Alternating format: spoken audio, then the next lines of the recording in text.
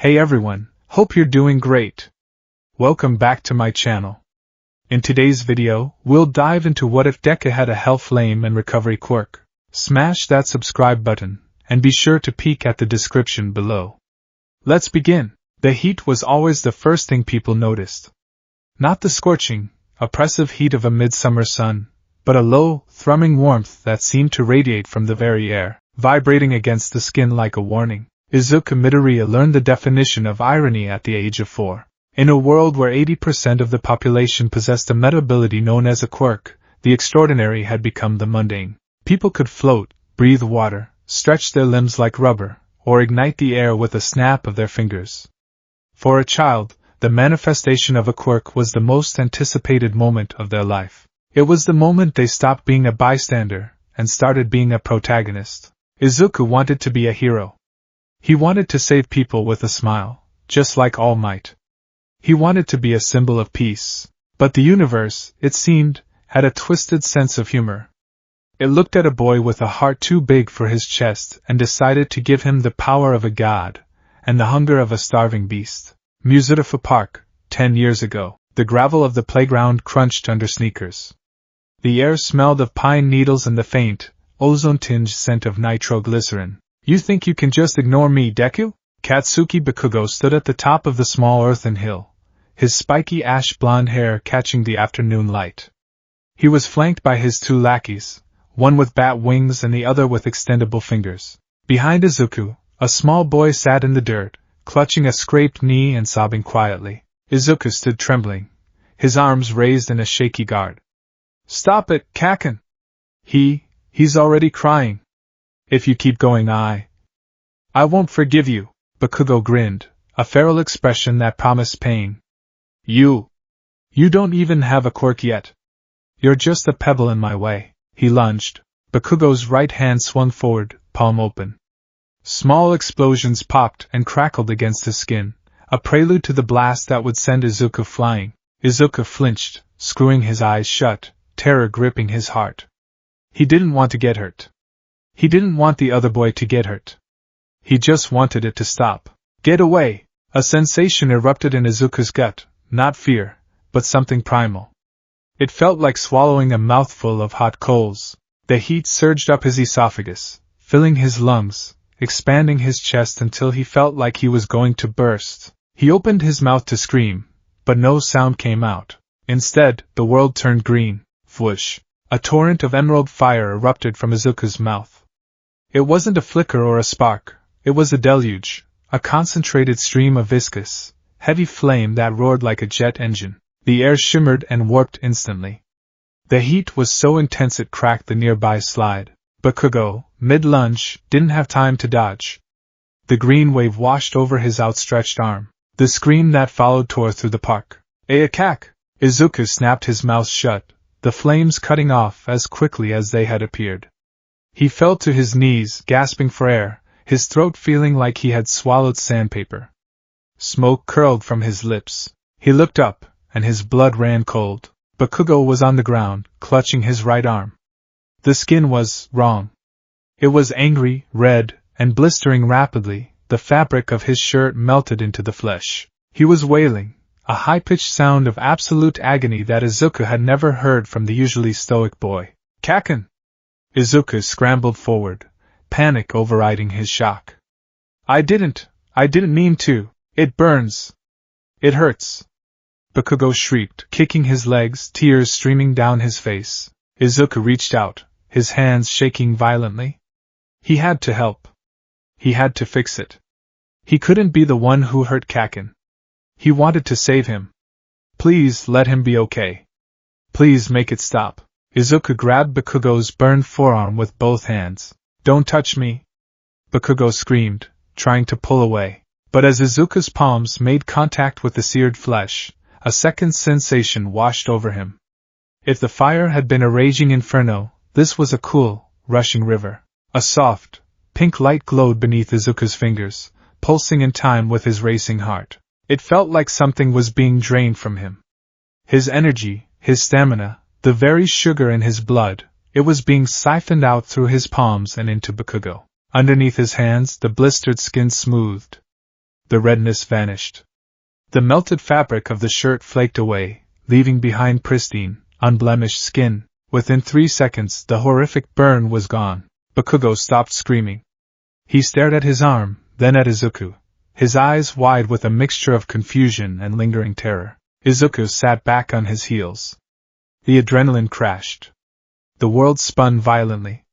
His stomach gave a loud, painful growl that sounded more like a dying animal than a hungry boy. Darkness crept into the edges of his vision. Izuku whispered, swaying. I fixed it. He collapsed face first into the dirt, unconscious before he hit the ground.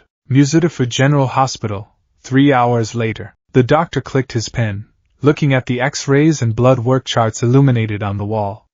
He was an older man with bushy eyebrows and a quirk that likely had to do with his elongated earlobes. He sighed, a sound that made Inko Midoriya grip her skirt tighter. Mrs. Midoriya, the doctor began, turning to face the anxious mother and the small, pale boy sitting on the examination table. Izuku was currently devouring his third energy jelly pouch of the hour. Your son is unique. Is he okay? Inko asked, her voice trembling. He passed out for an hour. And the fire? My husband breathes fire, but not like that. Yes, about the fire, the doctor said, tapping a clipboard. And the healing. It seems Izuku has won the genetic lottery, though one might be a subjective term here. It appears to be a compound mutation, a chimera quirk. Chimera? Izuku asked around a mouthful of jelly, his legs swinging. It means you have 2 distinct quirk factors that have fused, rather than blending into something new, the doctor explained. From your father, you inherited the ability to generate extreme thermal energy and expel it as plasma, fire breath. Judging by the temperature readings from the residues on his clothes, it's significantly hotter than standard fire quirks. Closer to the hero Endeavor's Hellflame in intensity. Inko paled. And the other part? From you, or perhaps a recessive gene in your line, the doctor gestured to Inko. The ability to accelerate cellular regeneration. Healing. Inko blinked. My mother, she could help wilted flowers bloom by touching them. But that was so weak. Quirks can skip generations and amplify, the doctor noted. Izuku can heal biological damage through contact. We tested it on a small cut he sustained falling earlier. It vanished instantly. That sounds amazing. Inko teared up, hugging Izuku. You can be a hero, Izuku. You can save people. There is a catch, the doctor interrupted, his tone grave. Inko froze. A catch? Energy conservation, the doctor said. Thermodynamics. Creating fire of that intensity requires fuel. Healing tissue requires massive amounts of metabolic energy to rapid cycle cell division. Both of these abilities draw from the same source, Izuku's own body. The doctor pointed to a chart showing Izuku's blood sugar levels. When he used the fire, he burned calories. When he healed the boy, he burned massive amounts of calories. He essentially jump-started the other boy's natural healing process by donating his own life force to fuel it. Mrs. Midoriya, if he had held on to that boy for 10 seconds longer, Izuku would have gone into hypoglycemic shock. 20 seconds, and he likely would have died from cardiac arrest. The room went silent. The faint buzzing of the fluorescent lights seemed deafening. He has the engine of a Ferrari, the doctor said softly, but the gas tank of a moped. If he tries to be a hero, if he tries to burn and heal at the same time, he will starve himself to death in the middle of a fight. Izuku looked down at his hands. One hand could burn the world. The other could stitch it back together. So, Izuku whispered, I can't be All Might? The doctor softened his expression. You can be a hero, kid. But you're going to have to eat. A lot. Age 14.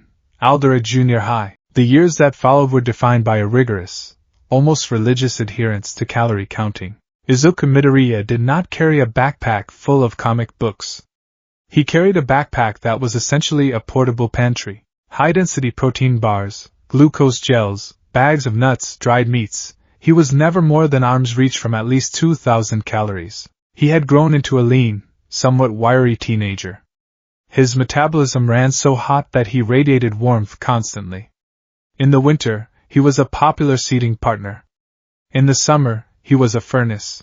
His hair, an unruly mop of green and black, seemed to defy gravity, perhaps due to the heat rising from his scalp. He sat at his desk, staring at his notebook titled Hero Analysis for the Future number 13.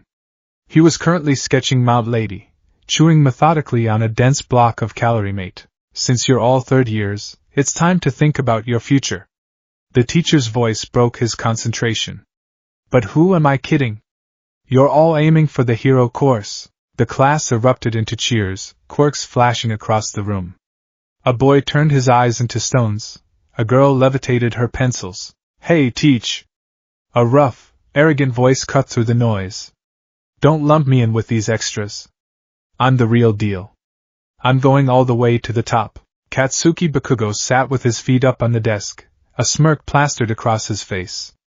He had grown sharper, meaner, and stronger. Ah, Bakugo, the teacher nodded. You're aiming for UA High, correct? The class gasped. UA was the national standard. The acceptance rate was abysmal. I aced the mock exams, Bakugo declared, jumping onto his desk. I'm going to surpass All Might and become the richest hero of all time. Oh, the teacher checked his clipboard. Midoriya is also aiming for UA, isn't he? The silence that followed wasn't the usual silence of mockery. It was a heavy, uncomfortable silence. In another life, the class might have laughed. They might have jeered at the quirkless boy dreaming too big. But in this life, nobody laughed at Izuku Midoriya. They were afraid of him. Bakugo froze. His head snapped toward Izuku. His eyes weren't filled with the dismissal of a bully picking on a weakling. They were filled with the manic intensity of a predator staring at a rival apex predator. Deku, Bakugo growled. Izuku didn't flinch. He just swallowed his food and looked up. His eyes were tired. Yes, Kaken? Bakugo slammed his hand onto Izuku's desk. Boom! The explosion scorched the wood and sent Izuku's notebook flying. It landed on the floor, smoldering. You think you can stand in the same ring as me? Bakugo hissed, smoke curling from his palm. With that half-assed power of yours? You haven't used your fire in years. You're scared of it. I don't need the fire to pass the exam, Izuku said quietly. He stood up and walked over to his notebook. He picked it up, patting off the dust. The cover was burnt, the edges singing. You're just a glorified nurse, Bakugo spat. You think fixing people makes you a hero? You're just a battery. A spare part, Izuku sighed. He was used to this. Bakugo hated him because Izuku was the only person who had ever hurt him, and the only person who could effortlessly undo that hurt. It created a paradox in Bakugo's mind. Izuku was the ultimate threat and the ultimate safety net. Are you done? Izuku asked. Fight me, Bakugo demanded, sparks flying. Right here. Use the fire. Show me you're not looking down on me. I'm hungry, Kaken, Izuku said, opening a new wrapper. And if I fight you, I'll have to eat lunch twice. I can't afford that today. Bakugo looked like he was about to pop a vein. The dismissal was worse than an insult. Get out of my face, Bakugo snarled, turning away. Don't even bother applying. You'll just burn out and die. The walk home. The afternoon sun was dipping low, casting long shadows across the city. Izuku walked the familiar route, taking the shortcut through the underpass. He looked at his notebook. The scorch marks on the cover annoyed him. He couldn't heal paper. He could knit bone, regenerate skin, and even restart a stopped heart if he was quick enough. But he couldn't fix a burnt book. Stupid, he muttered to himself. He thought about what Bakugo said. Glorified nurse. Was he wrong? Since the incident in the park 10 years ago, Izuku had barely used his Hellflame. The fire was dangerous. It was volatile. Every time he opened his mouth to release it, he felt that same primal urge to consume, to destroy. It terrified him. It felt like his father's legacy, a man he barely remembered, a man who breathed fire and left. So he focused on the recovery. He volunteered at the school nurse's office. He carried band-aids. He studied anatomy. He became the safe Midoriya. But Yui wasn't for safe heroes. It was for warriors. Can I really do this? He thought, clenching his fist. Can I be a hero without the fire? Or do I have to become the monster I'm afraid of? He walked into the dark tunnel.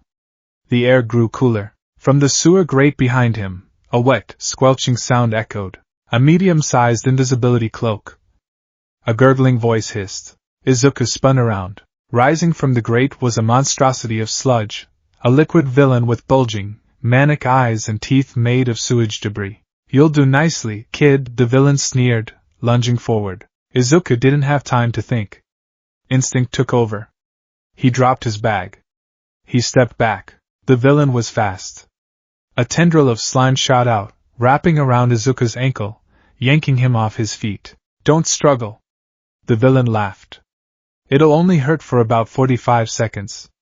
I just need to take over your body to hide from him." The slime rushed into Izuku's mouth and nose. It tasted like oil and rot. Izuku gagged, clawing at the liquid. He couldn't breathe.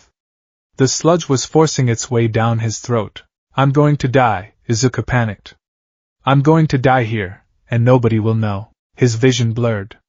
His lungs burned for oxygen. No. His hand gripped the sludge. He tried to activate his recovery quirk, hoping to disrupt the villain's cells, maybe cause them to overreplicate and lose cohesion. Pink light flared, but nothing happened. The sludge wasn't a solid biological mass. It was fluid, shifting too fast for Izuku to lock onto a cellular structure. "Useless!" the villain taunted. Izuku's strength faded. The darkness closed in. "Fire!" The thought came from the deepest part of his brain. The reptile brain. "Use the fire, but I'll hurt him. I might kill him. If you don't, you die." Izuku felt the heat rising in his stomach. It wasn't the gentle warmth of his metabolism. It was the roaring furnace. The Hellflame. He clamped his jaw shut, trying to hold it back, but the sludge was forcing his mouth open. "Let it out." Izuku's eyes snapped open. They weren't brown anymore. They were glowing with a luminous, toxic green light. The temperature in the tunnel spiked by 50 degrees in a split second. The villain paused. "What the? Why are you so hot?" Izuku didn't answer. He couldn't. He just let go. He didn't breathe fire. He didn't have the breath for it. Instead, he channeled the Hellflame through his skin, a technique he had read about in Endeavor's biography but never dared to try. Superheating. His skin turned a bright, angry red. Steam exploded from his pores. FZZZT. The sludge touching Izuku's face boiled instantly. "Aya!" the villain shrieked, recoiling as the liquid composing his body flash vaporized upon contact with Izuku. Izuku fell to the concrete, coughing up steaming gobs of slime. He gasped, sucking in greedy lungfuls of air. The tunnel was filled with thick fog. The villain coalesced a few meters away, looking smaller, his liquid form bubbling and erratic. You little brat! You burned me!" Izuku stood up. He was swaying. Using that much heat without fuel was dangerous. He felt the familiar crash of hypoglycemia approaching. His hands trembled. "Stay back," Izuku rasped. His voice was rough, dry. Green smoke drifted from his shoulders. "I don't want to hurt you. You already did!" the villain roared, reshaping himself into a massive wave. "Now I'm just going to kill you!" The villain lunged again, faster this time, a tidal wave of muck. Izuku raised his hand. He was cornered. He had no food. He had no stamina. One shot, he thought. "I have enough calories for one focus blast." He took a stance. He curled his fingers, leaving the index and middle finger extended, mimicking a gun. It was a childish pose, but it focused the heat. "Go away!" Izuku screamed. Flash. A beam of concentrated green fire, no thicker than a pencil, shot from his fingertips. It pierced the center of the sludge wave like a laser. The heat was absolute. The air ionized. The beam didn't just cut the slime, it incinerated the path it traveled. It struck the villain's eye, the only solid part of him. The villain screamed again, his form losing cohesion entirely. He splashed onto the ground, a puddle of miserable, boiling goo. Izuku stood there, his hands smoking. He stared at the villain. Did I kill him? Panic seized him. He stumbled forward, falling to his knees beside the bubbling puddle. "Hey!" Izuku shouted. "Hey, wake up!" He reached out, plunging his hands into the hot slime. "Please be alive. Please." He activated his recovery quirk. The drain was immediate and agonizing. Izuku gasped as his vision went white. He was running on fumes. His body began to eat its own muscle mass to fuel the healing. He felt thinner, weaker, his arms trembling violently. But the slime stopped boiling. The eye regenerated. The villain let out a low groan. He was alive. "I am here!" A booming voice echoed from the sewer grate. The manhole cover flew into the air with a deafening clang. A massive figure landed in the tunnel, striking a pose. "Have no fear! For I am—" All Might stopped. The symbol of peace blinked his sunken blue eyes. The scene before him was chaotic. The tunnel walls were scorched black with soot.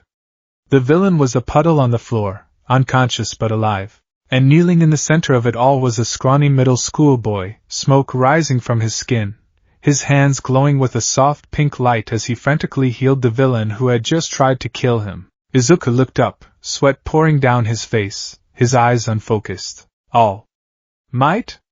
Izuku whispered. He smiled weakly. I saved him."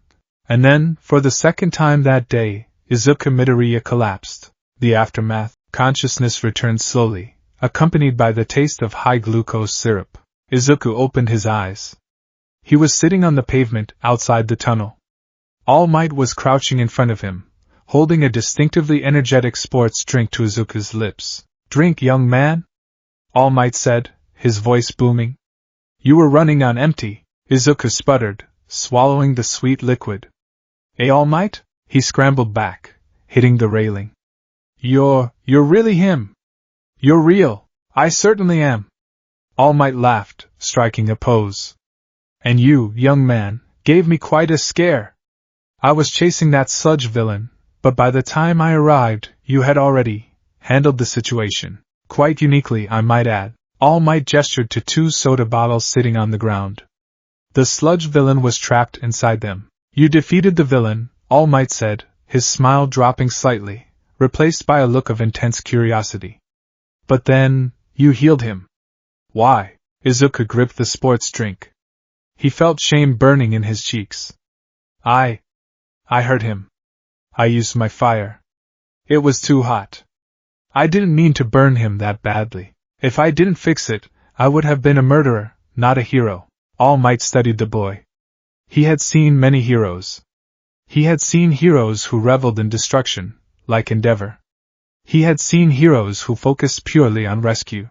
But he had never seen a boy who would incapacitate a villain, and then nearly kill himself to heal the enemy's wounds immediately after. "Your quirk," All Might said softly. "Fire and healing? It's a chimera quirk," Izuku muttered, looking at his feet. "Phoenix. That's what the doctor called it. But it's contradictory. The fire hurts people. The healing hurts me. I'm not good at balancing them." All Might looked at the scorched tunnel entrance, then back at the boy who was shivering despite the warm evening air. He saw the spirit. He saw the madness of self-sacrifice. He has the potential, All Might thought. But he is unstable. He is a glass cannon that repairs itself, but the glass gets thinner every time. "Young man," All Might said, standing up to his full, towering height. "What is your name?" "Izuku." "Izuku Midoriya, young Midoriya." All Might placed a heavy hand on Izuku's shoulder.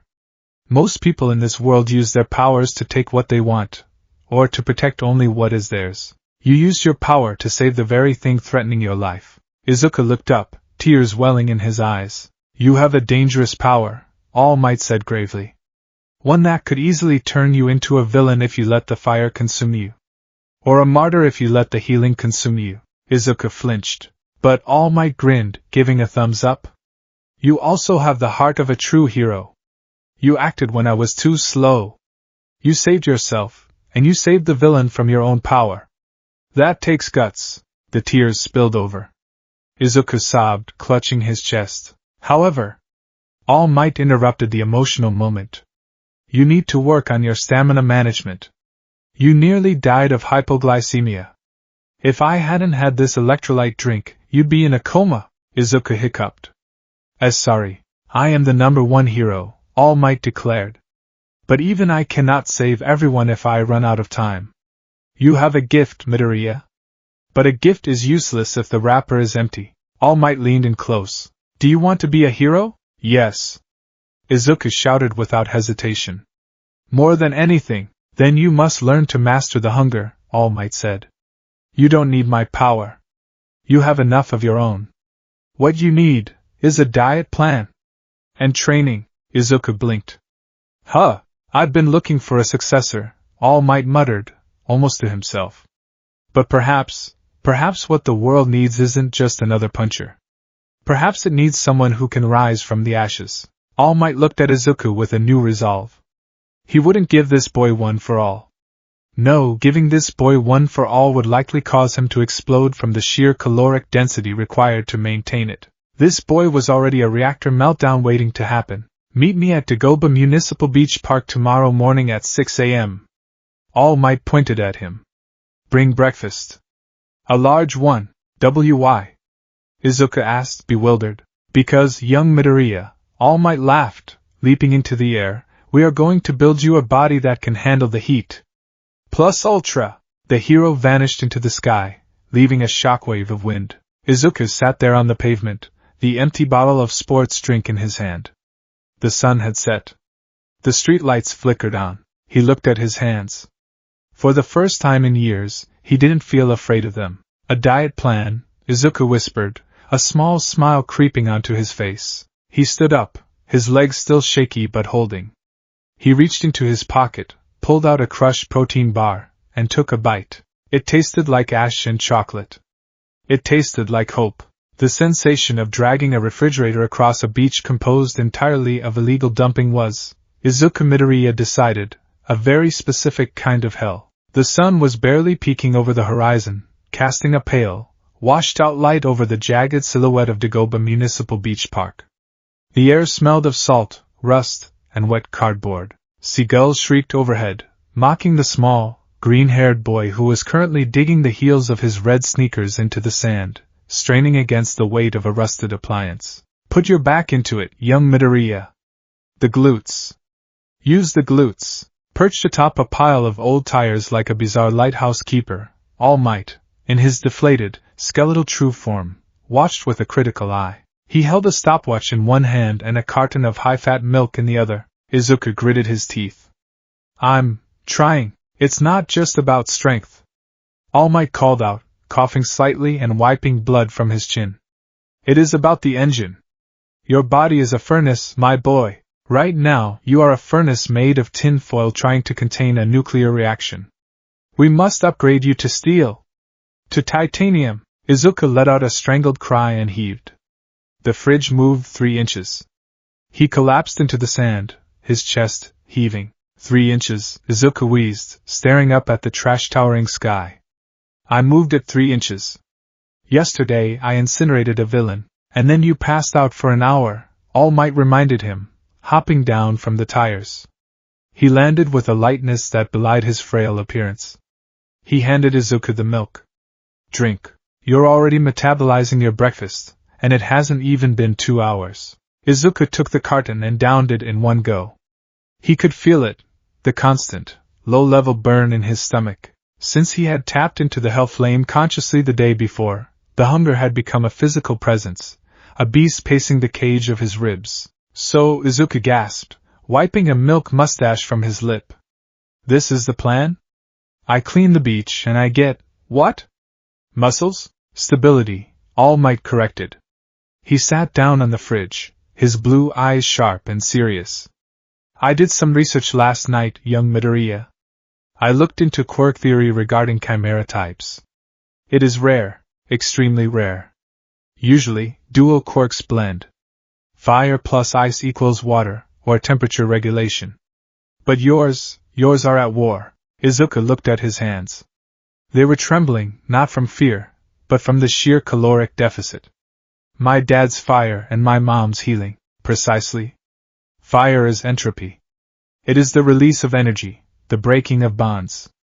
Healing is order.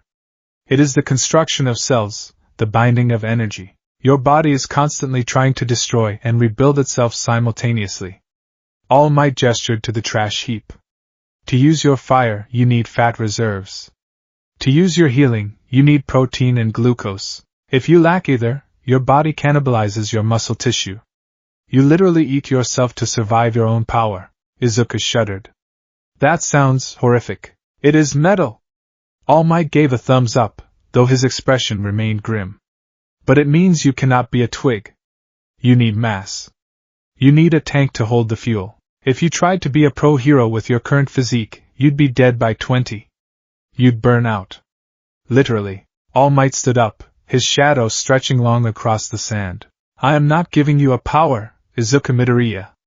You have more power in your little finger than most pros have in their whole bodies. I am teaching you how to survive it. I am teaching you how to build the vessel so the phoenix doesn't turn into a pile of ash. Izuku stared at the number one hero.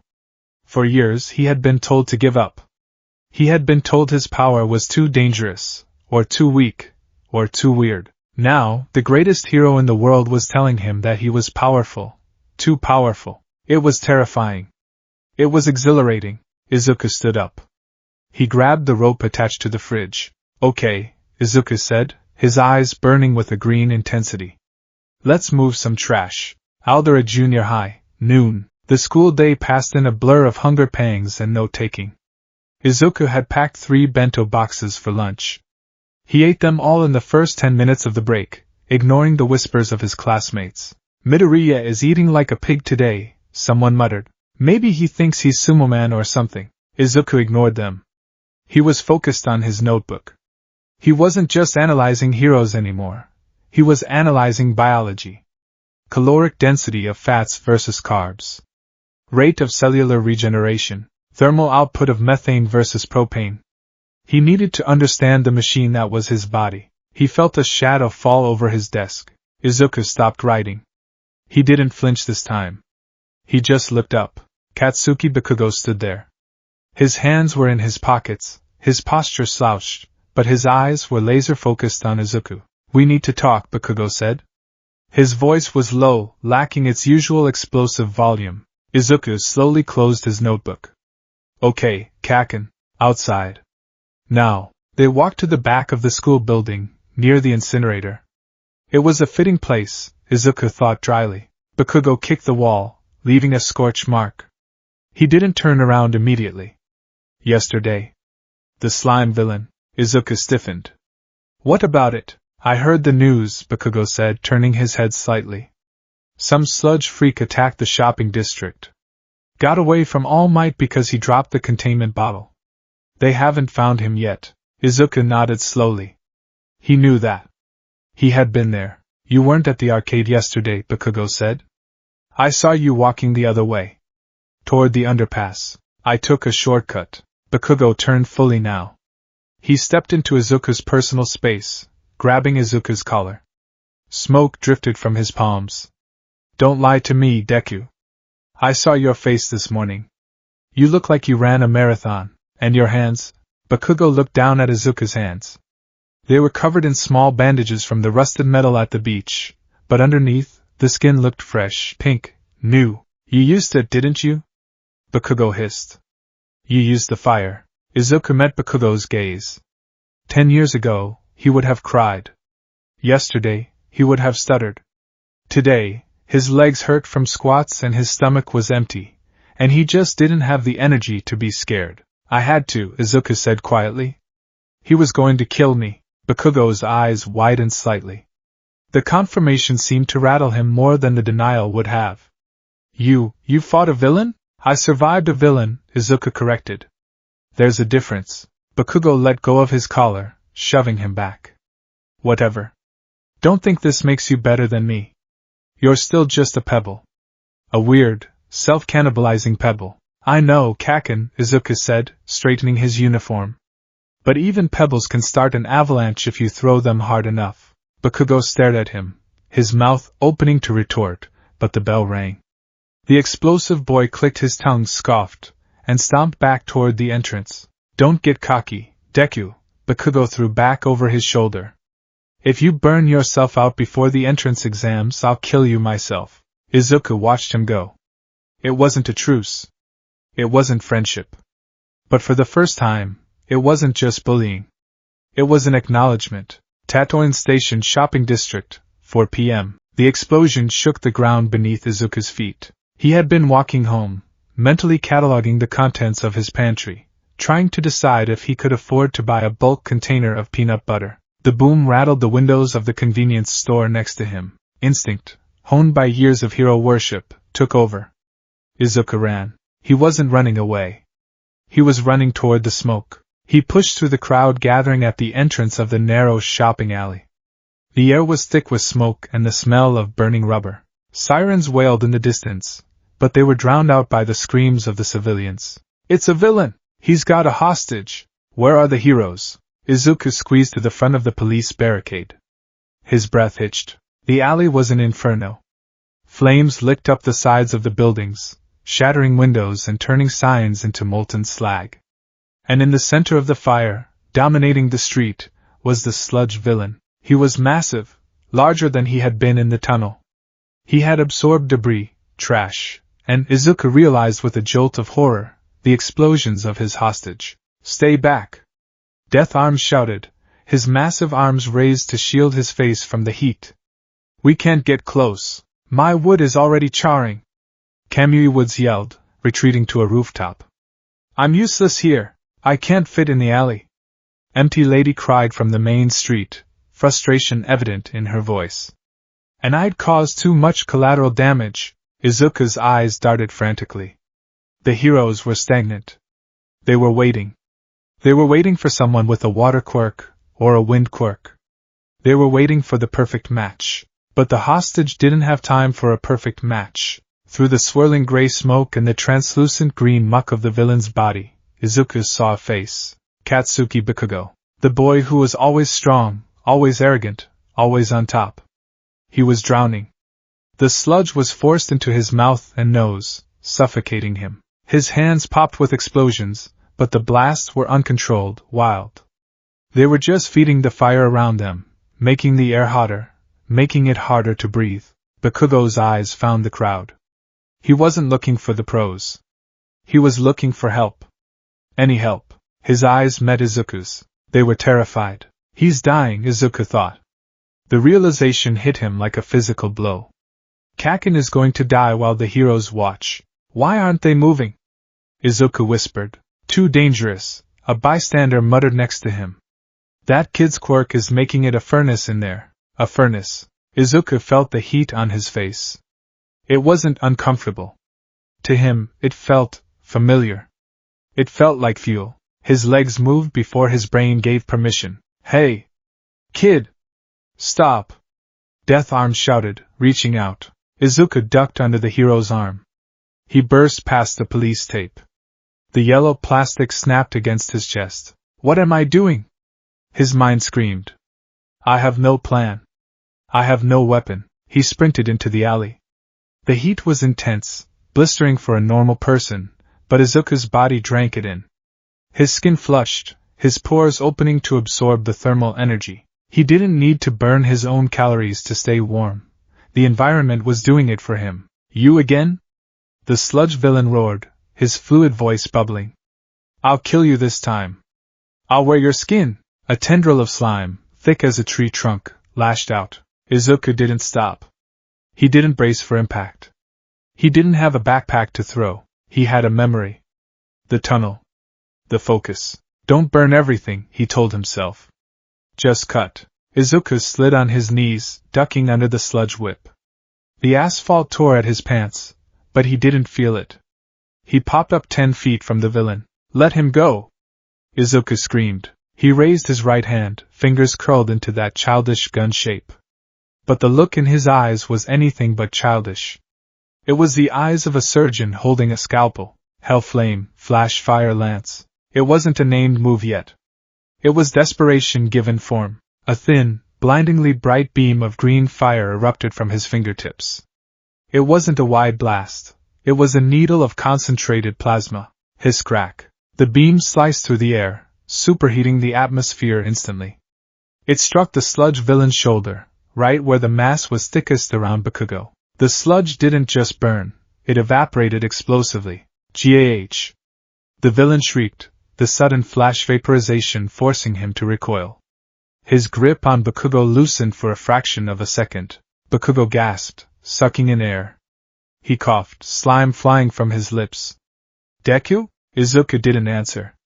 He lunged. He closed the distance, jumping over a pool of burning trash.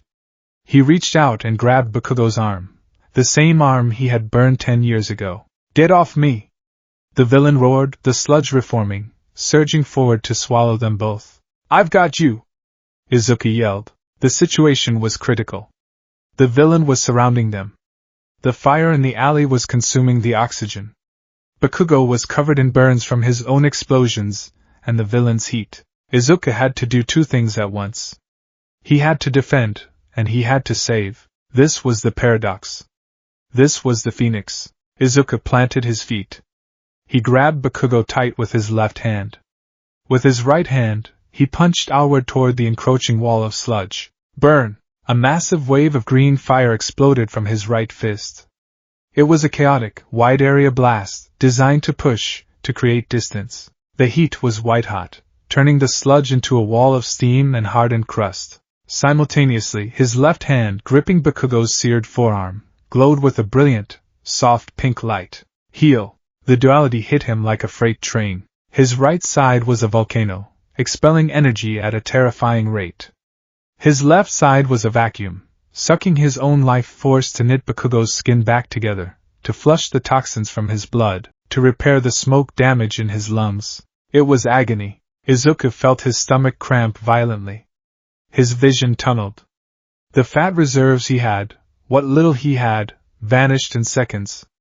Then the muscle. He felt his biceps shrinking, his legs trembling as the protein was stripped from his fibers to fuel the reaction. Deku! Bakugo stared, horrified. He watched as Izuku's face went gaunt in real time. The healthy flush vanished, replaced by a waxen, skeletal pallor. Dark circles bruised the skin under his eyes instantly, but the fire didn't stop. And the healing didn't stop. Bakugo felt the pain vanish. He felt his strength return, fueled by Izuku's sacrifice. Move, Kaken! Izuku rasped, his voice sounding like dry leaves. I can't hold him forever. The sludge villain recovered. The steam cleared. The monster loomed over them, twice as angry, a tidal wave of death. You annoying little pests! The villain screamed, raising a massive hammer of sludge. Die together! Izuku's knees buckled. The green fire sputtered and died. The pink light faded. He was empty. He was a husk. He looked up at the descending hammer. I tried, Izuku thought, his consciousness fading. I'm sorry, Mom. I'm sorry, All Might. I didn't have enough fuel. Time seemed to slow, and then, the wind changed. A hand, large and firm, grabbed the back of Izuku's shirt. Another hand grabbed Bakugo's. I really am pathetic, a deep voice rumbled, vibrating through Izuku's bones. Izuku forced his eyes open. All Might stood there. He wasn't smiling. He was furious. Not at the boys, but at himself. Steam rolled off his body. He had pushed past his limit, forced his muscle form to hold for just one more minute. I admonish you for risking your life, All Might growled, and yet here I am, watching a child teach me what it means to be a hero. The villain froze. All Might? You focused on the fire, villain, All Might shouted, pulling both boys back. But you forgot the wind. All Might's free hand drew back. The air pressure in the alley dropped. Detroit. Smash! The punch didn't even touch the villain. The air pressure alone was a cannon blast. A tornado erupted in the alley. The sludge was blasted apart, atomized into droplets that rained down over the entire block. The fires were snuffed out instantly by the vacuum, replaced by a sudden, cooling updraft. The clouds above the city swirled and parted, and then, it started to rain. The aftermath. The silence was absolute, broken only by the gentle patter of rain on the pavement. All Might stood victorious, his fists raised, steam rising from his body. The crowd erupted into cheers, but behind the symbol of peace, the reality was less triumphant. Izuku Midoriya lay on the wet asphalt, looking like a famine victim. His cheekbones jutted out sharply. His uniform hung loosely on his frame. He was conscious, but barely. His eyes were glassy, staring up at the rain. Kid! A paramedic rushed past the police line. Get a stretcher. We have extreme exhaustion. Possible organ failure. Get a glucose drip. Another shouted. Now, while the paramedics swarmed Izuku, the heroes, Death Arms and Kamui Woods, surrounded Bakugo. That was amazing, kid! Death Arms slapped Bakugo on the back. That quirk of yours is flashy. You held out against that villain for so long. You're definitely pro-material, Kamui Woods added. You've got guts. Bakugo didn't answer them. He wasn't listening. He was staring past them, watching the paramedics stick a needle into Izuku's arm. He watched them hook up a bag of clear fluid. He saw Inko Midoriya break through the line, sobbing, screaming her son's name. Izuku! Oh my God, look at him! He's skin and bones. Bakugo looked at his own arms. There were no burns. No bruises. His lungs felt clear. He was perfectly fine, because the pebble had set himself on fire to keep the rock from cracking. Hey! Death Arms turned to Izuku, who was being lifted onto a gurney. The hero's face scrunched up in anger. And you?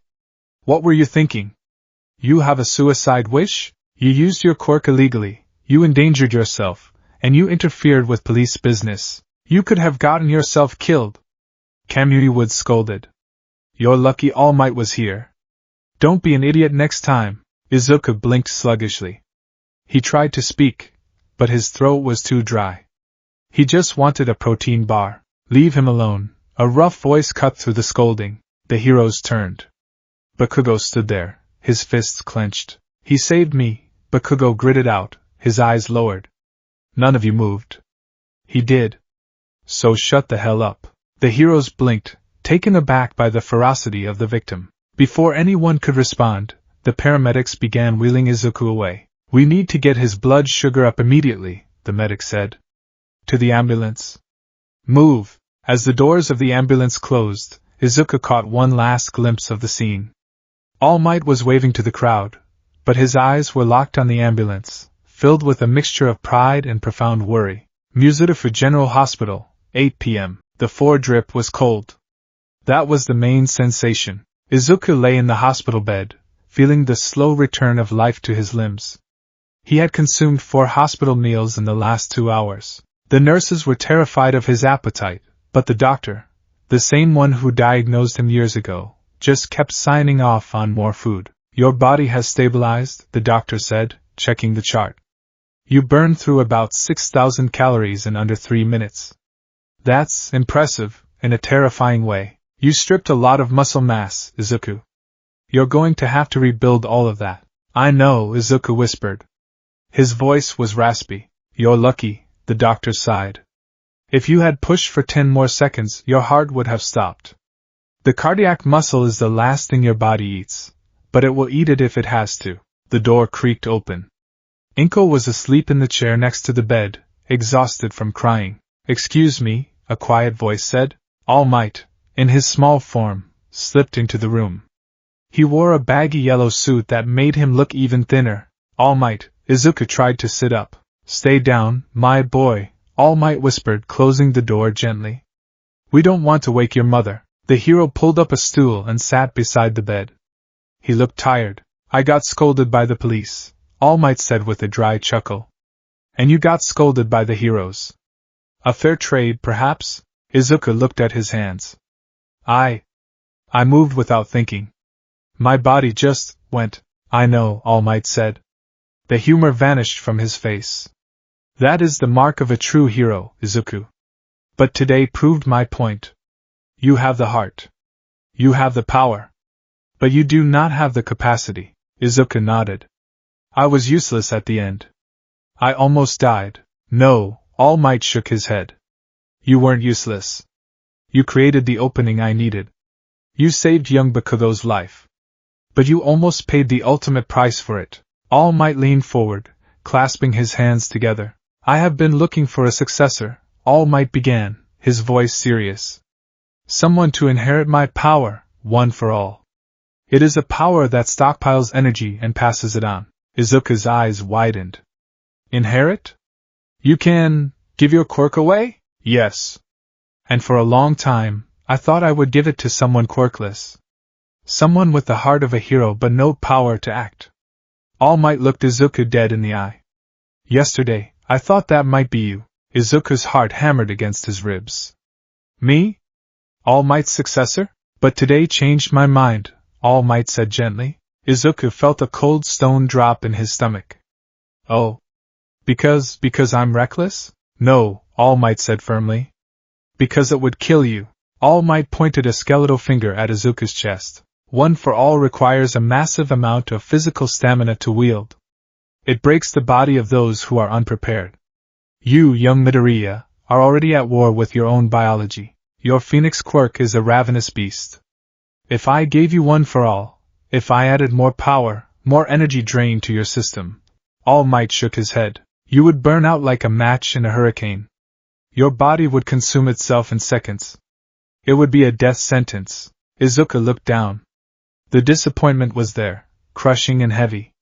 To be told he was worthy, but biologically incompatible, it hurt. However, All Might said, his voice rising in intensity. Izuku looked up. You do not need my power, All Might declared.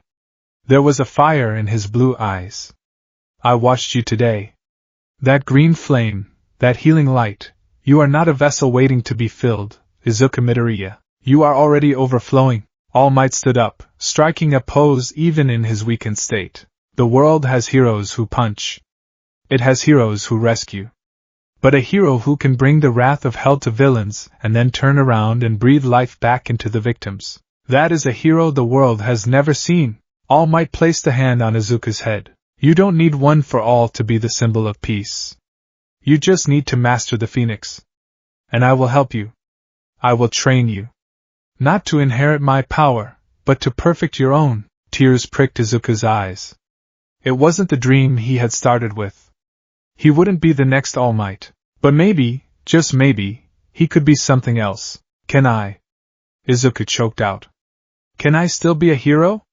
Even if I have to eat thousands of calories?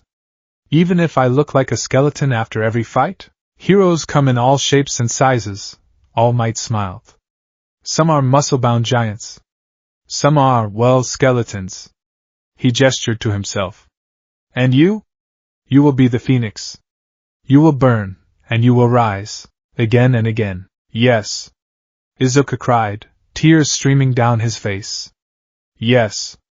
I'll do it. The walk home, 2 days later, Izuku was discharged with a strict dietary plan and a prescription for high-density nutrient supplements. He was walking home from school, his backpack laden with not just books, but heavy water bottles to simulate weight gain.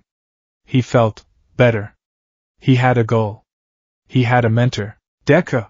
Izuku stopped and turned. Katsuki Bakugo was running toward him. He looked angry, as always, but there was a strange hesitancy in his stride. He stopped a few feet away, panting. Kaken? Bakugo glared at him. He seemed to be fighting with his own vocal cords. I didn't ask for your help. Bakugo yelled. I could have handled it. I didn't need a damn nurse to save me, Izuku sighed. I know, Kaken. But... Bakugo shouted, cutting him off. The explosive boy looked down at his feet, his hands clenching into fists. But you didn't just heal me, Bakugo muttered. You fought. You burned that sludge bastard. Bakugo looked up. His red eyes were intense. You're not a pebble anymore, Bakugo spat out. You're a speed bump. A really annoying, on-fire speed bump. Izuku blinked. A speed bump? Don't think you've won. Bakugo pointed an accusatory finger. I'm still going to UA. I'm still going to be number one. And if you die of starvation in the middle of the entrance exam, I'm going to laugh at you. I won't die, Izuku said, a newfound confidence straightening his spine. I'm going to UA too, Kaken. And I'm going to save people. Even you. Bakugo's eye twitched. Don't look down on me. He spun around and stomped off, muttering curses under his breath. Izuku watched him go. A small smile touched his lips. It was the start of a rivalry. Not a bullying victim and his tormentor, but two aspiring heroes sprinting toward the same peak from different sides of the mountain. Izuku reached into his pocket and pulled out a protein bar. He unwrapped it and took a bite. The UA entrance exam was in 10 months. He had a lot of trash to move. And a lot of eating to do. The refrigerator at the Midoriya household had undergone a fundamental change in the last 10 months. It was no longer a repository for leftovers and vegetables. It was a fortress of density. Inko Midoriya had taken the doctor's orders and All Might's dietary plan to heart with a terrifying maternal efficiency. The shelves were stacked with military-grade ration bars, jars of peanut butter the size of paint buckets, and Tupperware containers filled with a nutrient-dense paste that Izuku affectionately called green sludge and affectionately tasted like wet cardboard mixed with vitamins. Eat, Izuku, Inko said, sliding a plate piled high with pasta and steak across the table. It was 5 a.m. You have beach training. Izuku stared at the mountain of carbohydrates.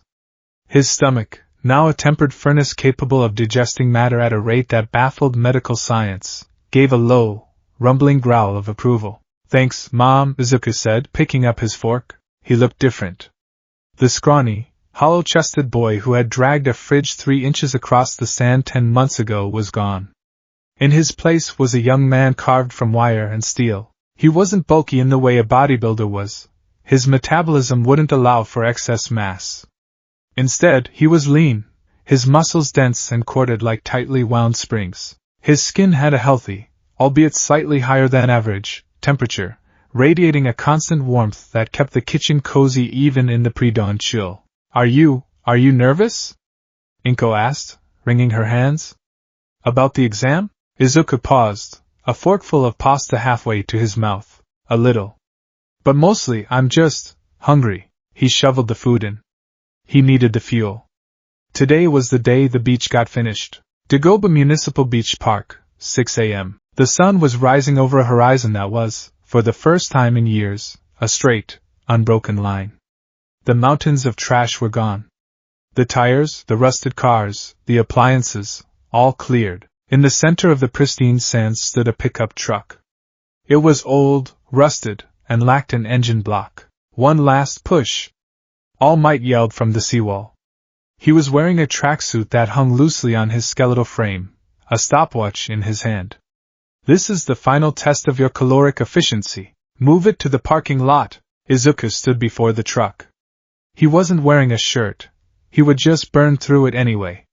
Steam rose from his shoulders into the cool morning air. He closed his eyes and visualized the furnace inside him. Fuel check, he thought. Breakfast, 3,500 calories. Glycogen stores, 100%. Hydration, optimal. He didn't just grab the bumper. He exhaled, a small puff of flame escaping his lips. Engine start, Izuku whispered. He gripped the undercarriage of the truck. His muscles tensed, the veins in his arms bulging. But he didn't just use strength. He channeled the Hellflame. Instead of projecting the fire outward as a blast, he circulated the heat through his muscle fibers. It was a technique All Might had helped him develop called overclocking. By raising his internal body temperature, he increased the elasticity and reaction speed of his muscles, allowing for bursts of hysterical strength, at the cost of rapid calorie burn. His skin flushed a deep, vibrant pink. The sand beneath his feet turned to glass as heat radiated from his soles. Hrag! With a roar that startled the seagulls, Izuku heaved. The truck groaned, metal protesting, and then lifted. He didn't drag it. He carried it. Step by step, the sand crunching under the immense weight, Izuku marched. He was a human ant, carrying a load 10 times his size. Sweat evaporated the instant it touched his skin, surrounding him in a cloud of steam. 10 steps. 20. 50. His stomach roared. The hunger pangs hit him like a punch to the gut. The green sludge from breakfast was being incinerated to keep his muscles firing. Don't stop. If I stop, I burn out. He reached the edge of the parking lot. With a final, guttural scream, he slammed the truck down onto the asphalt. Clang! The suspension shattered, but the truck was there. Izuku collapsed to his knees, gasping. The pink flush faded from his skin, leaving him pale. His hands trembled violently. He reached blindly into the pocket of his shorts, pulled out a glucose gel pack, and tore it open with his teeth, sucking down the syrup like a lifeline. Time! All Might clicked the stopwatch. 4 minutes and 12 seconds. A new personal best. The hero hopped down from the wall, landing beside Izuku. He offered a towel and a heavy thermos of protein shake. You have done it, All Might said, his voice thick with emotion. You have turned this garbage dump into a park. And you have turned yourself into a vessel worthy of the name Phoenix. Izuku drank the shake, wiping his mouth. I still feel like I'm running on empty, All Might. The fire, it always wants more. That is the nature of power, my boy, All Might said, looking out at the glittering ocean. Endeavor consumes his own heat to prevent overheating. You consume your own mass to prevent starvation. It is a constant battle for equilibrium. All Might turned to him. But you are ready. You aren't entering UA on a recommendation, Izuku. You are walking in through the front door, fighting for your spot just like everyone else. But know this. All Might pointed a finger at Izuku's chest. I have seen many heroes. I have seen strong quirks. But I have never seen a quirk that demands such a high price from its user. You have learned to pay that price. Now go show them what you bought with it. Izuku stood up. The sun hit his face. He felt the warmth, not from the outside, but from the fire in his gut. Yes, sir. UA High School, entrance exam day. The gates of UA towered over the students, gleaming in the sunlight. To most, they were intimidating. To Izuku, they looked like the wrapper of a very expensive candy bar, something to be conquered and consumed. He walked through the crowd, his backpack heavy with supplies. He wore the standard middle school uniform, but it fit differently now. The fabric was tight across the shoulders. Out of my way, Deku. The voice was low, devoid of the usual screaming rage, but heavy with menace. Izuku stepped aside as Katsuki Bakugo walked past. Bakugo didn't look at him. He kept his eyes forward, focused on the building. Good luck, Kaken, Izuku said. Bakugo paused. He turned his head slightly, his red eyes narrowing. Don't die of hunger in there. It'd be a waste of a good rivalry. He kept walking. Izuku blinked. Rivalry. Kaken had actually used the word. Distracted by the groundbreaking social interaction, Izuku took a step forward, caught his toe on a loose paving stone, and pitched forward. Great, he thought as gravity took hold. I'm going to faceplant before I even. Suddenly he stopped.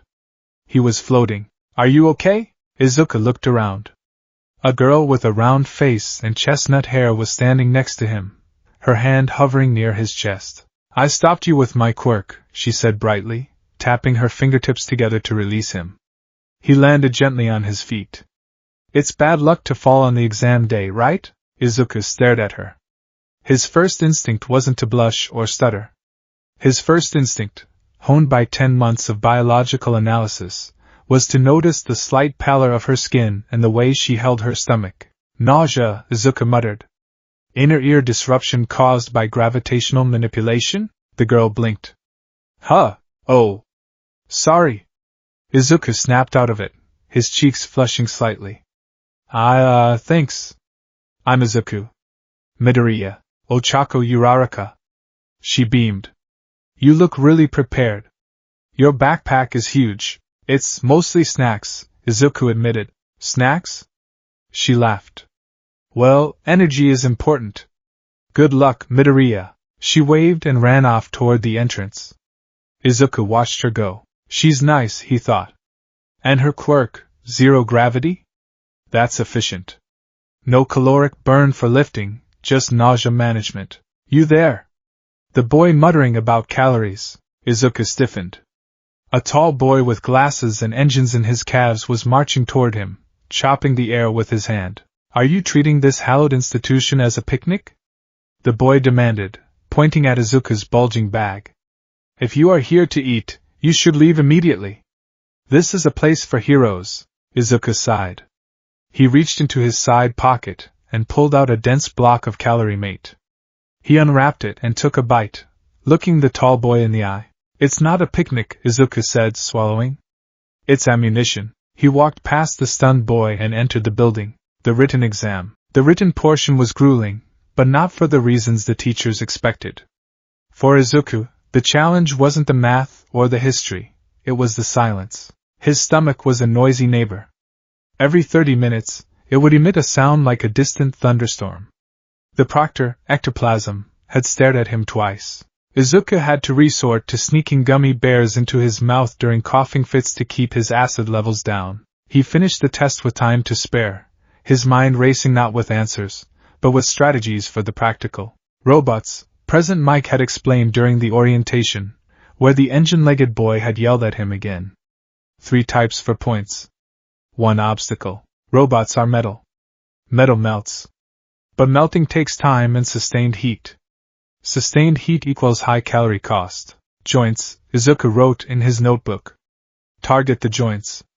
Flash heat to expand the metal, causing mechanical seizure. Or kinetic force. Fire-enhanced punches. He did the math. 1 punch equals 50 calories, base, 150 calories, fire propulsion. Total 200. 1 flash fire lance, beam, equals 400 calories. Current reserves, 12,000 calories. He had 60 shots if he went all out. Or he could pace himself. Battle Center B. The bus ride to the battle center was tense. Izuku stood near the back, eating a banana. He was surrounded by other examinees, all looking nervous, stretching, or psyching themselves up. He spotted Uraraka near the front, looking pale. He wanted to talk to her, to give her a mint or something for the nausea, but the engine boy, Tenya Ida, he had learned, was blocking the way, looking intense. They arrived at the massive gates of Battle Center B. It was a mock city, sprawling and complex. Okay, Izuku whispered, adjusting his gloves. They were special support items he had bought online. Heat-resistant fabric with open palms for direct contact. Focus. Conservation. Precision. Start. President Mick's voice boomed from the tower. What are you waiting for? There are no countdowns in real fights. Run!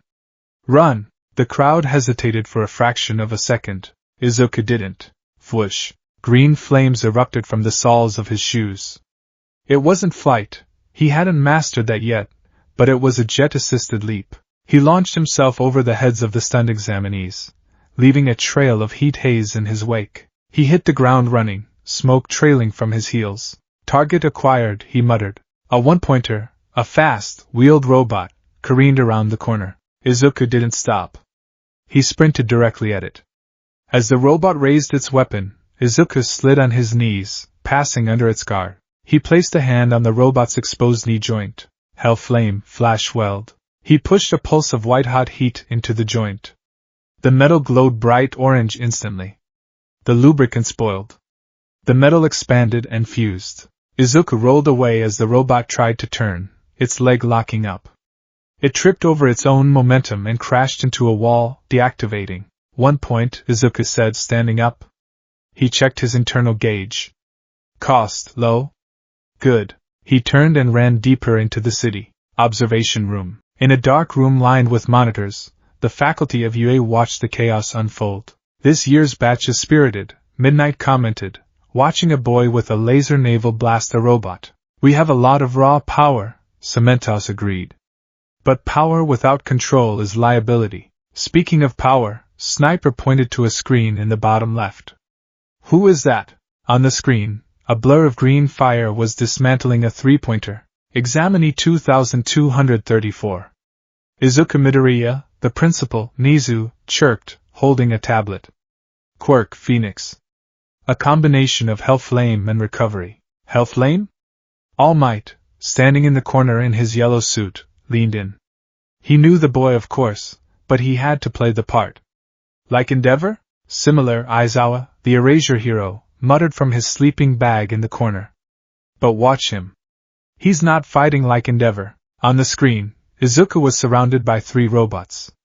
Endeavor would have blasted them all into slag with a massive wave of fire. Izuku didn't. He dodged. He weaved. He used a burst of fire from his elbow to accelerate a punch, smashing the sensor array of one robot. He grabbed the arm of another, heating it until it was soft, then bending it back to strike the third. He's a surgeon, Aizawa noted, sounding mildly interested. He's dissecting them. Minimal energy expenditure. Maximum effect. And look at this, Midnight pointed. He just stopped. On screen, Izuku had downed the robots. But instead of running to the next target, he knelt beside another examinee, a boy with a tail who had been grazed by a robot's debris. Izuku touched the boy's arm. A pink light flashed. The cut vanished. The boy with the tail looked shocked, then grateful. Izuku gave him a thumbs up and sprinted away. He's healing the competition? President Mike shouted. That's crazy. He's wasting time and stamina. Or, Nisa smiled, his eyes glinting, he understands the true nature of the test better than anyone. Battle Center B, 10 minutes in. Izuku was panting. He had 45 points. That was safe, he hoped. But the cost was adding up. He had used Flash Fire Fist 4 times. Flash Weld 10 times. And he had healed 3 people, a scraped knee, a twisted ankle, and a nasty cut on a forehead. The hunger was back. It was a dull roar in the back of his mind. He reached into his pouch and grabbed a handful of nuts, shoving them into his mouth while running. Chew. Swallow. Fight. The city was a war zone. Explosions rocked the streets. Other students were shouting, fighting, panicking. 6 minutes left. President Mike announced. Izuku rounded a corner and saw Uraraka. She was floating a robot, letting it drop to smash another one. She looked green, literally. She was holding her mouth. Uraraka-san! Izuku called out. She waved weakly. I'm okay. Just dizzy. Don't push the nausea. Izuku yelled back. Crouch down to lower your center of gravity. Before she could respond, the ground jumped. Boom. It wasn't an explosion. It was an earthquake. Buildings swayed. Glass shattered. A shadow fell over the main avenue, stretching long and dark. Izuku looked up. And up. And up. The 0-pointer. It was colossal. A moving skyscraper of green metal and malice. Its tread alone was taller than a 2-story house. It punched a building, sending tons of concrete raining down into the street. Run! It's huge! Forget the points. Just go! The examinees broke. It was a stampede. Students scrambled over each other to get away from the Titan. Izuku turned to run. It was the logical choice. The robot was an obstacle, not a target. There were no points for fighting it. His reserves were at 40%. Fighting that thing would drain him to 0. He took a step back. Oh wow! The cry was faint, lost in the roar of collapsing masonry. Izuku froze. He looked back. Uraraka was on the ground. A piece of the building the robot had punched, a massive slab of concrete, had pinned her leg. She was struggling, her face twisted in pain. The 0-pointer was advancing. Its massive metal fist was raising for another strike, directly above her. The other students were running away. Ida was running away, glancing back but calculating he couldn't reach her in time. Izuku didn't calculate. The math in his head, calories, distance, heat, vanished. There was only the image of a girl who had saved him from falling. Move! Izuku ignited. He didn't pulse the fire this time. He opened the floodgates. Flash fire, jet, green flames exploded from his back and calves, acting like rocket thrusters. He didn't run, he blurred. The asphalt melted behind him. He closed the 50-meter distance in a second. He reached Uraraka. She looked up, her eyes wide with terror. Midoriya? The robot's fist was coming down. It was a mountain falling. Izuku couldn't punch it. He didn't have the mass to stop that kind of momentum, and he didn't have the fuel to vaporize it. If you can't break the wall, become the wall. Izuku grabbed the slab of concrete pinning her.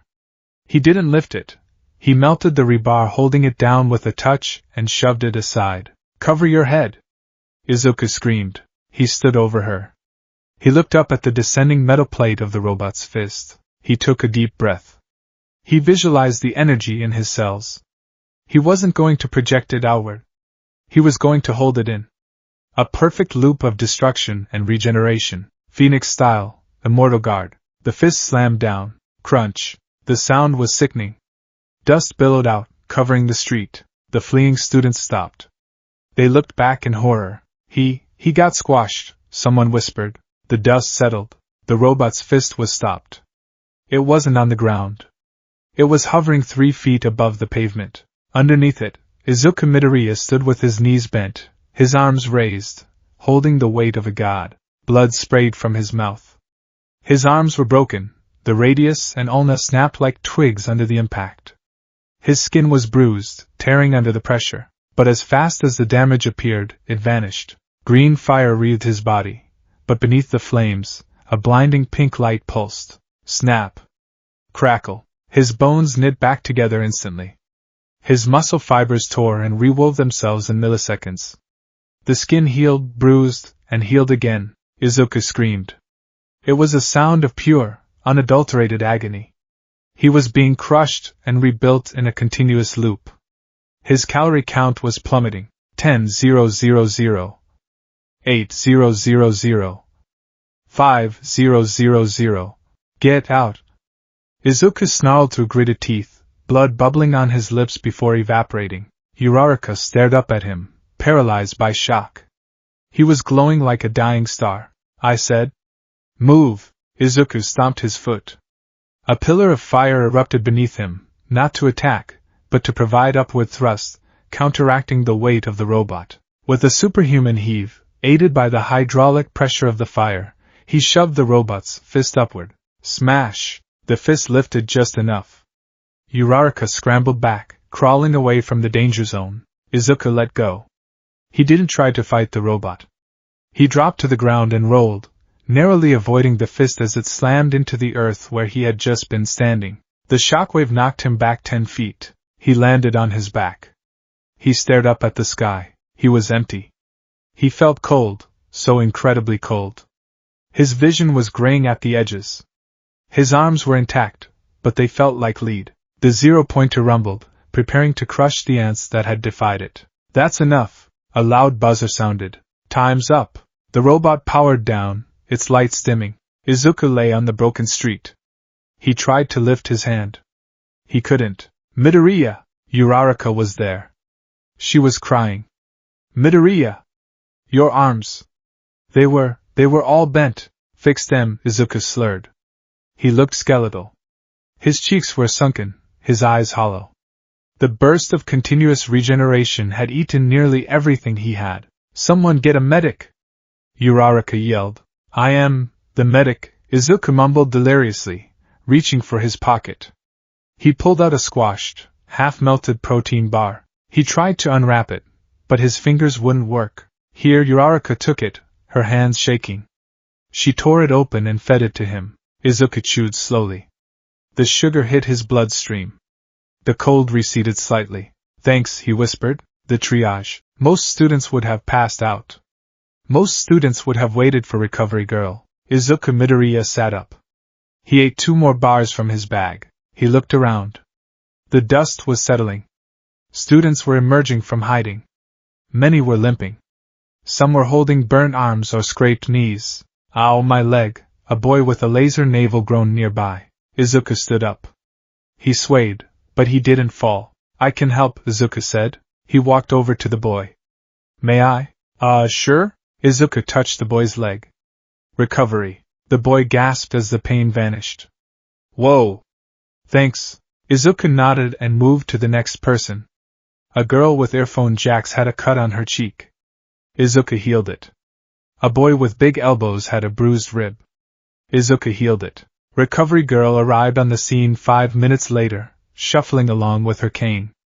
She stopped when she saw the scene. In the middle of the wreckage, the green-haired boy she remembered from years ago was moving from student to student. He looked like a corpse walking, pale, gaunt, shaking. But he was smiling. You're okay now, Izuku was saying to a girl with invisible hands. Just drink some water. Recovery Girl sighed, shaking her head. But there was a smile on her face. That boy, she muttered. He's going to put me out of a job. Or put himself in a grave. She walked over and whacked Izuku on the shin with her cane. Ow! Izuku jumped. That's enough, Sonny! Recovery Girl scolded. Look at yourself. You look like a dried prune. You've done enough. Eat these and sit down. She handed him a handful of gummies. Izuku took them. Yes, ma'am. Sorry, ma'am. He sat down on a piece of rubble. Uraraka sat next to him. You were amazing, she said softly. You saved me. Izuku looked at his hands. They were clean. No burns. No blood. I just did what I had to do, he said. 1 week later, the waiting was worse than the training. Izuku spent the week in a state of high anxiety and high caloric intake. He paced his room, mumbling about point distributions. I got 45 villain points, he told his mother for the 100th time. That's okay. But is it enough? The practical is only half the score. What if I failed the written? What if they deduct points for property damage? Inko placed a massive bowl of katsudon in front of him. Izuku, stop worrying. You did your best. But my best involved getting crushed by a robot, and fixing yourself. Inko countered. Eat. Then, the letter came. It was lying on the doormat. A simple white envelope with the Yui seal in wax. Izuku took it to his room. He sat at his desk. He stared at it for 10 minutes. Okay, he breathed. Here goes. He tore it open. A metal disc slid out and clattered onto the desk. Bzzzt. A hologram projected into the air. I am here. All Might's face filled the room. He was in his Silver Age costume, beaming. All Might? Izuku gasped. Young Midoriya. All Might shouted. You have been waiting. And the wait is over. I am coming to you as a teacher. A teacher? Izuku blinked. But first, your results. All Might held up a card. You passed the written exam with flying colors. A solid grasp of heroics and theory. Okay, good, Izuku exhaled. And the practical? All Might leaned into the camera. You destroyed 45 points worth of villains. A respectable score. By itself, this would have been enough to pass. Izuku slumped in relief. I passed. But... All Might shouted. It is not the whole story. The video cut away. It showed the footage from the exam. It showed Izuku running toward the zero-pointer. It showed him holding up the massive fist, glowing with that dual light of fire and healing. A hero's job is to save people. All Might's voice narrated. And you, Izuku Midoriya, did not hesitate. You risked everything, your score, your safety, your very life force, to save a single person. The video switched again. It showed the aftermath. It showed Izuku staggering around the battlefield, healing the other students. And you didn't stop there. All Might said softly. Even when you were exhausted, you continued to serve. You turned a battlefield into a sanctuary. The video cut back to All Might. He was smiling, a genuine, proud smile. The entrance exam is not just about destruction. It is about impact. How much good can you do in 10 minutes? A scoreboard appeared next to All Might. Villain points, 45. Rescue points, 80. 80? Izuku shrieked. The judges were unanimous. All Might declared. For your act of self-sacrifice against the zero-pointer, and your subsequent medical aid to your competitors, you have been awarded 80 rescue points.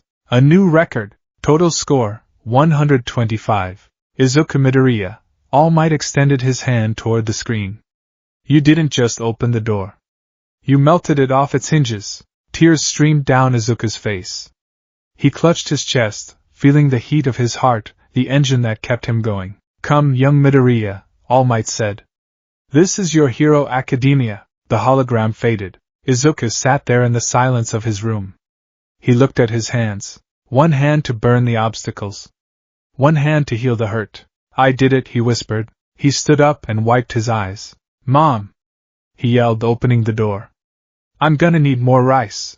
The door to Class 1A was massive. It loomed over the hallway, a slab of reinforced metal, and with that seemed to scream, giants walk here. Izuku Midoriya stood before it, clutching the strap of his yellow backpack with one hand and a half-eaten high-density calorie bar in the other. He swallowed the mouthful of oat and chocolate, feeling the familiar, comforting burn of digestion starting in his stomach.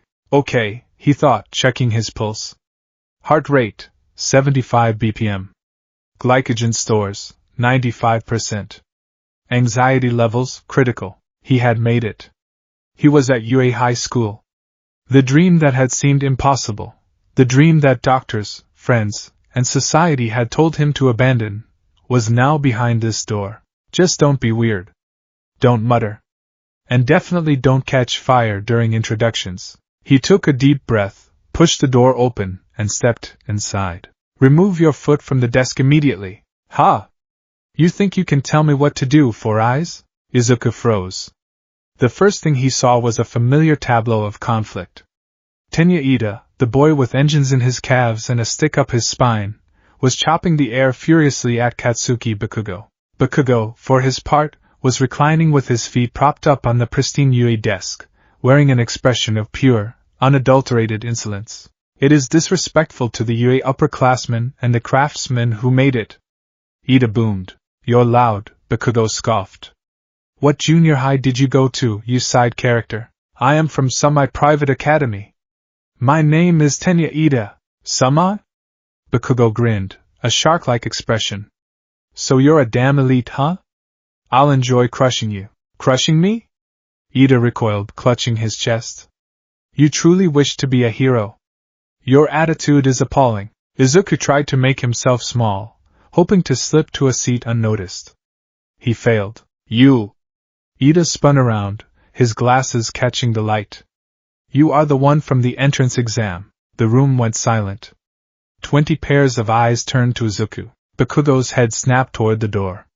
His red eyes narrowed, the temperature in the room seeming to rise just from his glare. Midoriya, Ida marched over, his hand extended.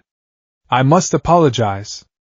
I misjudged you completely during the exam. I thought you were merely reckless, but you perceived the true nature of the test, the rescue points, while I was blinded by the superficial objective. I hate to admit it, but you are the better student. No, I just... Izuku waved his hands frantically.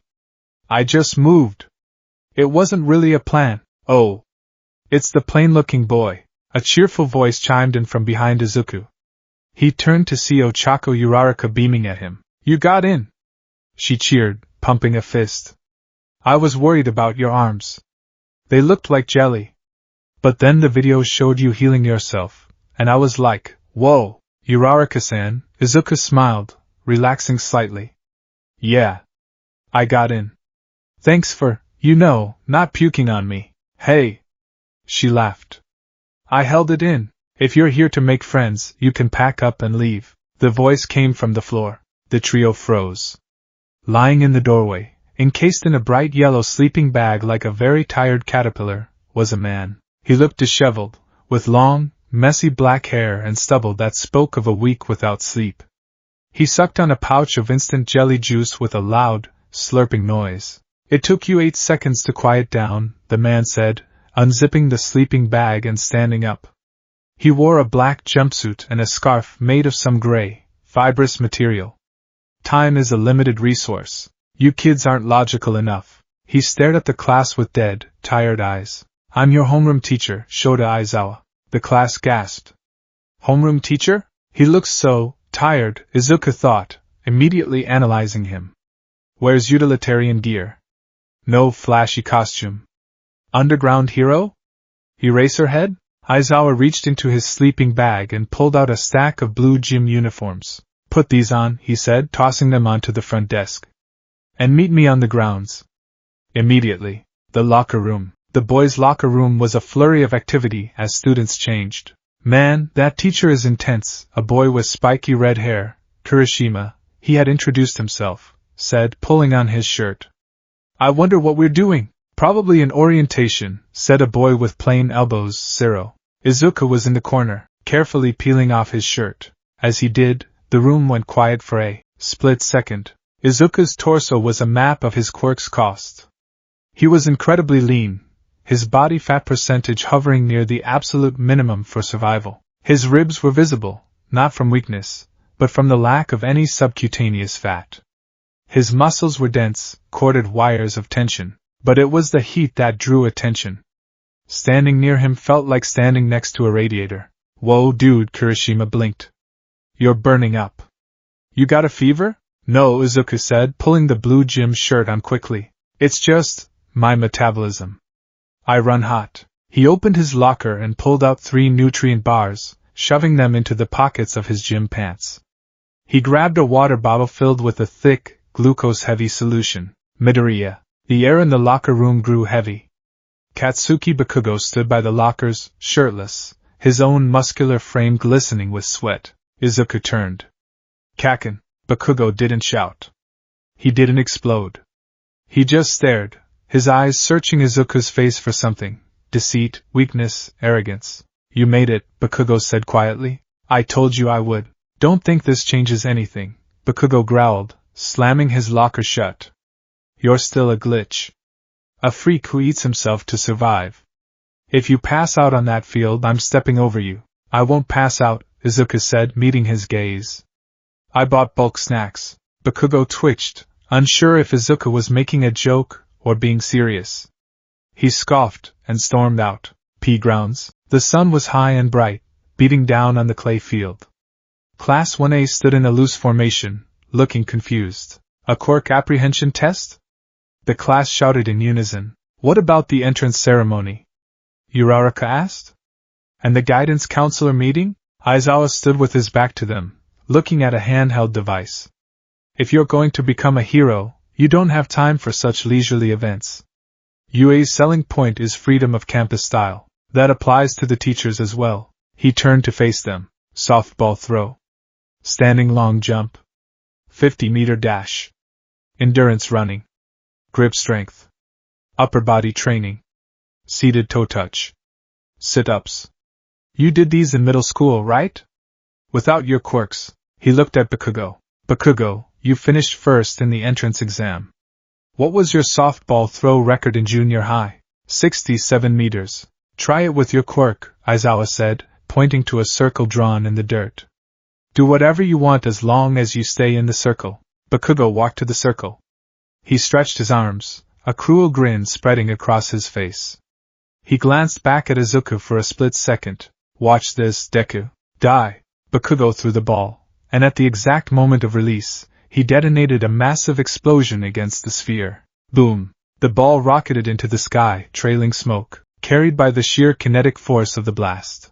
Aizawa held up his device. It beeped. 705.2 meters. Whoa! Kaminari gasped. Over 700 meters? That looks like fun! Mina Ashido cheered. We can use our quirks as much as we want? Ciro grinned. This is gonna be awesome. Aizawa's expression darkened. The air around him seemed to drop in temperature. Fun? He repeated. You have 3 years to become a hero. Will you have an attitude like that during a crisis? He smiled, a wide, disturbing expression that didn't reach his eyes. Right. The one with the lowest score across all 8 events will be judged to have no potential, and will be expelled immediately. Expelled? The class shrieked. It's the first day. Uraraka protested. That's too unreasonable. Natural disasters, big accidents, selfish villains, Aizawa listed, brushing his hair back. Calamities that happen when you least expect them. Japan is covered in unfairness. Heroes are the ones who reverse that unfairness. If you wanted to go hang out at Mickey D's after school, you're in the wrong place. He pointed a finger at them. Welcome to the Department of Heroics. Izuku swallowed hard. His hand drifted to his pocket, clutching the nutrient bar. Expulsion. Lowest score. He looked around. Bakugo was a powerhouse. The guy with the ice/fire hair looked formidable. The engine guy. The gravity girl. I have to use my quirk, Izuku thought. But every time I use it, I lose fuel. I have to balance the output. Efficiency. I need to be efficient. Test 1, 50-meter dash. Ida was up first against the girl with a frog quirk, Azui. Ida's engines roared, and he crossed the line in 3.04 seconds. He's like a sports car, Izuku muttered, taking notes in his head. Then it was Bakugo versus Midoriya. They stood at the starting line. Bakugo crouched low, sparks flying from his palms. Izuku took a sprinter's stance, taking a deep breath. Ready. The robot camera raised its gun. How do I do this? Izuku calculated. I haven't mastered flight. But I can use propulsion. Start. Boom. Bakugo launched himself backward with explosions, propelling himself forward. Izuku didn't have explosions. He had jets. Flash fire, dash. He ignited the soles of his feet. Twin streams of green fire erupted, digging into the clay. The sudden thrust threw him forward. It was sloppy compared to Bakugo's practice flight, more of a chaotic slide run, but it was fast. He felt the calories burn. 50. 100. Bakugo crossed the line. 4.13 seconds. Izuku skidded across a moment later, smoke trailing from his heels. 5.02 seconds. He panted, wiping sweat from his brow. TCH, Bakugo spat. Slow. Faster than junior high, Izuku retorted, reaching for his water. Aizawa watched them, his eyes narrowing slightly. He uses fire for propulsion. Standard application. But look at his breathing. He's already winding. Test 2, grip strength. Izuku held the dynamometer. I don't need to burn the whole arm, he thought. Just the forearm muscles. Heat them up. Make them elastic. Contract faster. He closed his eyes. A faint green glow emanated from his forearm. The veins bulged as the muscle fibers superheated and contracted with hydraulic force. Beep. 180 kilograms. Whoa! Cyril looked at the machine. That's strong. Not as strong as the octopus guy. 540 kilograms? But way above average. Izuku released the grip. His forearm was steaming. He quickly pressed his other hand to it. Coolant. He didn't heal it. He just siphoned the excess heat back into his body to conserve energy. Aizawa noted this too. Thermal recycling? Clever. Test 3. Standing long jump. This was Izuku's element. He stood at the line. He ate a gummy bear. Go. Izuku jumped. At the apex of his arc, he unleashed the fire from his feet and palms simultaneously. Phoenix wings. He didn't fly. He glided, a streak of green fire carrying him across the sandbox. He landed completely clear of the pit. Bakugo clicked his tongue. Todoroki, the boy with the dual-colored hair, watched with a cold, unreadable expression. Test 4, repeated side steps. This was the problem. Izuku started strong, moving side to side with enhanced speed. But this test was about stamina. 10 seconds in, his speed dropped. 20 seconds in, he was panting heavily. 30 seconds in, his stomach growled loud enough to be heard over the scuffing of shoes. Mineta, the small purple boy, giggled. Did you hear that? Dude's hungry. Izuku gritted his teeth. The continuous low-level enhancement was draining his blood sugar faster than the bursts. He stumbled, his legs feeling like lead. Score average. He collapsed on the grass, ripping open a gel pack and sucking it down frantically. Pathetic, Aizawa muttered, marking something on his clipboard. He has power, but his fuel efficiency is abysmal. Test 5, the ball throw. This was it. The main event. Uraraka stepped up and threw the ball. It floated. And floated.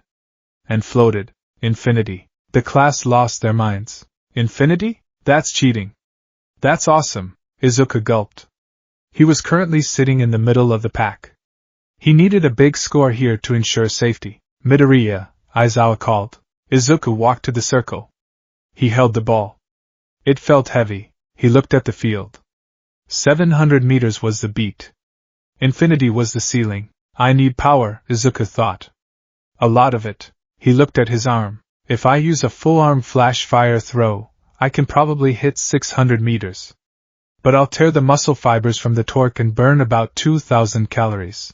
I have, maybe 4,000 left in the tank before I hit the danger zone. He gripped the ball. I have to do it. If I hold back, I get expelled. He wound up. He channeled the heat.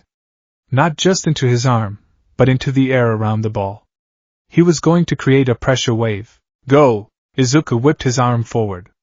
Green fire roared to life, engulfing his shoulder. Smash! The fire vanished. Izuku stumbled forward, the ball rolling pathetically out of his hand. It traveled about 5 meters. Huh! Izuku blinked. The class was confused. What happened? Did he slip? Izuku looked at his hand. It wasn't hot. The fire hadn't ignited. It felt dormant. He turned around. Aizawa stood there. His hair was floating, defying gravity. His scarf was floating. And his eyes, usually dead and black, were glowing a piercing red. I erased your quirk, Aizawa said, his voice flat. Erased? Izuku gasped. Then he recognized the goggles around the teacher's neck. Wait. The Erasure hero, Eraserhead. Eraser who? The class muttered. Never heard of him. Aizawa stepped forward, the scarf lashing out to wrap around Izuku, pulling him close. That entrance exam, Aizawa said, his face inches from Izuku's. It was illogical. You shattered your arms to save one person. You burned through your energy reserves until you were a walking corpse. I saved her, Izuku stammered. And if there was a second villain? Aizawa asked, his eyes narrowing. If the building collapsed again? You were useless after that one move. You were a burden requiring medical attention. Aizawa tightened the scarf. You have a powerful quirk. A combination of destruction and restoration. It sounds invincible. But you are using it like a suicide bomber. You burn yourself out to fix others. Or you burn yourself out to attack. He leaned in closer. From what I see, you can't control your quirk without sacrificing your ability to fight. A hero who collapses after one attack is not a hero. They are a liability. Izuku stared at him. The words cut deep. They echoed the fears he had lived with for 10 years. The engine of a Ferrari, the gas tank of a moped. I returned your quirk, Aizawa said, his hair dropping, his eyes returning to black. He released the scarf. You have 2 tries for the ball throw. Hurry up and get it over with. He turned and walked away.